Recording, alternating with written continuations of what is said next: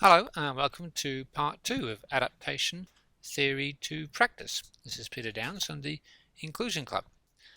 In part 1 you'll recall that we looked at SEMA, a systematic ecological model for adapting physical activities that was created and developed by Sheikha Hutzler from the Zinman College for Physical Education and Sports Sciences at the Wingate Institute in Israel.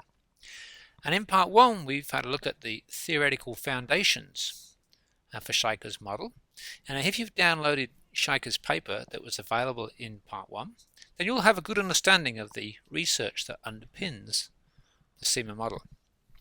Great, but what does this mean in practice? Well, a lot actually. Let's take a look now, a step-by-step look at the SEMA model. Step 1. Define your task. A task can be an individual activity, such as throwing a ball or running 100 meters. The outcome is simply the completion of that task. It could be dribbling with a soccer ball. It can be more participation focused, such as playing in a football team or a swimming competition. Step 2 is define successful performance criteria. This will depend on the task, of course, and on how you want to measure success. Success may depend on certain body movements. If you want to teach good throwing technique, then your success measures may relate to body position, arm movement, or hand grip. If you want to measure the end result, then your success measure may be how far you throw in relation to a certain standard. The same with running 100 meters, body movement, or time measure. Performance criteria may also be related to participation measures such as involvement, enjoyment, or interaction with peers. Whatever the performance criteria is, this step requires you to define it. Step 3. Identify barriers and facilitators. Now this is a really interesting one. Remember when we looked at the ICF from the World Health Organization and the types of barriers and facilitators that can have an impact on our 3 parameters: the individual, the environment, and the task. When identifying barriers and facilitators, it's a challenge to know the extent to which each one interacts with another. How important is body strength in a throwing task compared to how heavy and big the ball is? How important is leg speed and gait patterns compared to how fast someone completed a 50-meter sprint? Well, it depends on your performance criteria. If your performance criteria is to achieve a personal best or to win a competition, then you'd say leg speed and gait were important factors. If your performance criteria was completion of the task or participation with peers, then leg speed and gait is not so important. Now this may sound pretty obvious, but often the relationship between performance criteria and barriers and facilitators gets mixed up. People are reluctant to adapt and modify because of the misconceptions about performance criteria. Moreover, there is also often confusion around the impact of modifying parameters to facilitate success. Impairments can be barriers or facilitators depending on what you are trying to achieve. Step 4. Identify performance errors. Again, this is not always as easy as it sounds. Our textbooks and traditional coaching and teaching practices tell us that there are certain acceptable best ways of doing specific tasks. Best way to kick a ball. Best way to hit a forehand in tennis. Best way to swim breaststroke. Best way to run the hurdles. As teachers and coaches, we are taught to correct people that do not conform to the norm of how tasks should be completed. We apply instructional cues and give feedback to correct poor technique. But without a broader view of all the parameters, as we've looked at, that contribute to the performance criteria we are after, our instructional cues and feedback can be useless. This includes an understanding of how the individual interacts with the environment and the task. In Sheikha's paper, he gives a very good example. In Sheikha's paper, this is what the example that he gives. Passing a ball in volleyball to a teammate usually requires having a steady platform. If a participant fails to pass a ball in a dynamic position, he or she would usually be instructed to pass the ball from a static position, that is, while standing still. For individuals with a certain condition, such as cerebral palsy, standing still would provide an increased barrier, as plantar flexed feet and internally rotated hips limit the base of support.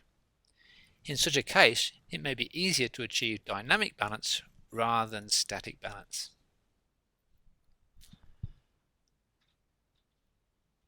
Step 5.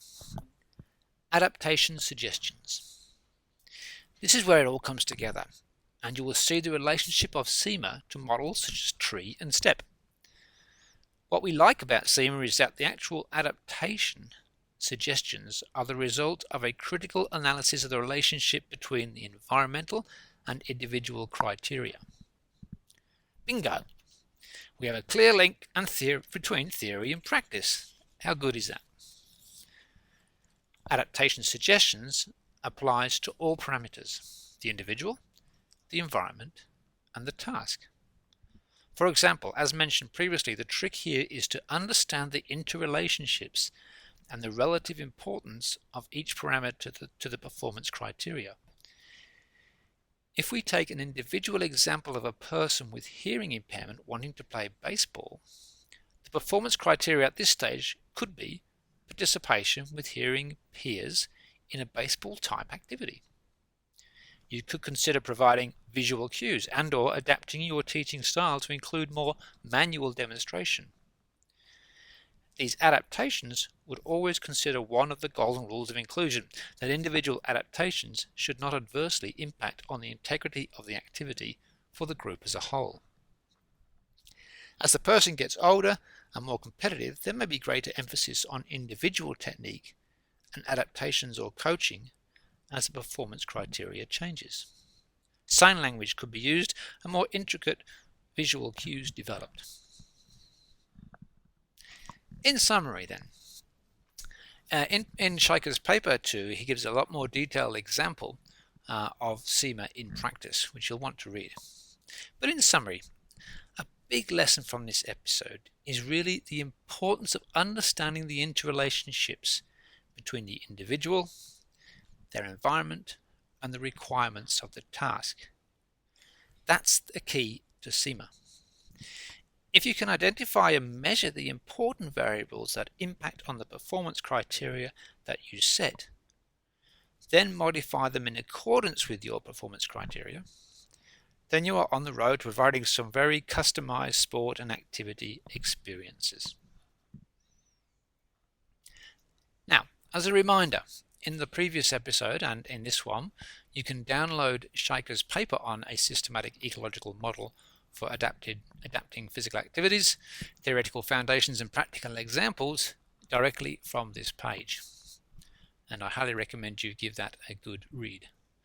You can also download the video transcripts to both the presentations of part 1 and part 2 to help you go through the video.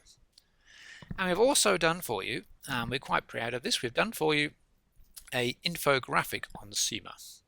And this is really a quick reference guide and something to prompt your thinking around some of the important points behind SEMA we've tried to emphasize here. You can download that as an image and use that as a quick reference guide here. So that's a nice little infographic for you as well to download directly. Finally, we'd like to say thanks very much, of course, to Scheiker Hutzler. As I explained earlier, he is really a man who understands the connection between theory and practice and actually does it himself. Like I say, there are not too many people in the world who really do the research and develop theory and puts that into practice in their own environment, and Scheiker Hutzler has been doing that for many years. So thanks again to Scheiker Hutzler from Israel for his permission and help with these 2 episodes. Hope you found all that useful, and the downloads are available on this page, and thank you very much.